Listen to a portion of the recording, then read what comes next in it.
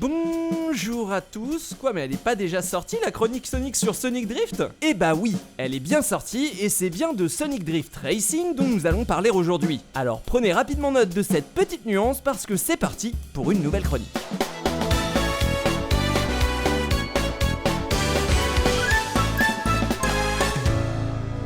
Si vous avez encore en tête la chronique sur Sonic Drift, vous vous rappelez alors que je vous avais dit que cette première tentative de mettre Sonic sur 4 roues était restée exclusive au Japon. Ceci dit, ce que je ne vous avais pas dit, c'est qu'elle connaîtra une suite nommée très logiquement Sonic Drift 2. Et lorsque cette suite sortira en Europe, elle sera alors simplement renommée Sonic Drift Racing, puisqu'aucun épisode 1 n'était sorti pour nos Game Gear. En même temps, ce Sonic Drift 2 pourrait très bien passer pour un premier épisode, tant son contenu et son apparence diffèrent peu du premier opus. On reste donc sur le même principe de course, divisé en Grand Prix avec cette fois 3 nouveaux personnages tout droit tirés des derniers jeux en date, c'est-à-dire Knuckles pour Sonic 3, Metal Sonic pour Sonic CD et le fameux Knack the Weasel, qui cette fois-ci se présente pour la première fois partout dans le monde sous son nom japonais, Fang.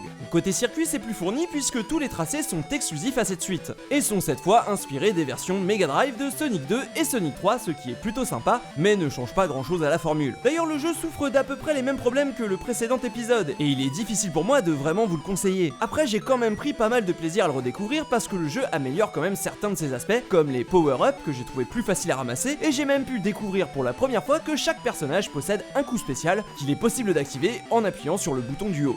Tiens, une capacité spéciale unique à chaque personnage, un peu comme dans une autre série de jeux. D'ailleurs, si vous vous demandiez où est-ce que Sonic a eu sa très belle voiture bleue, eh bien c'est très simple, il l'a carrément chourave à Metal Sonic. Merci à tous d'être toujours plus nombreux à suivre mes aventures Sonic. Si vous le souhaitez, vous pouvez me soutenir en regardant une petite publicité ou tout simplement en contribuant au financement de la chaîne avec un petit pourboire. Je remercie d'ailleurs encore tous mes soutiens et contributeurs qui peuvent déjà profiter de 3 chroniques inédites dédiées aux séries animées Sonic. Quant à moi, il ne me reste plus qu'à vous donner rendez-vous très vite pour une nouvelle chronique.